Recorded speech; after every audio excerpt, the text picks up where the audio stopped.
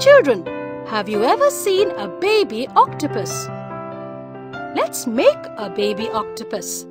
So, first, trace the dotted lines and color the baby octopus by using different crayons.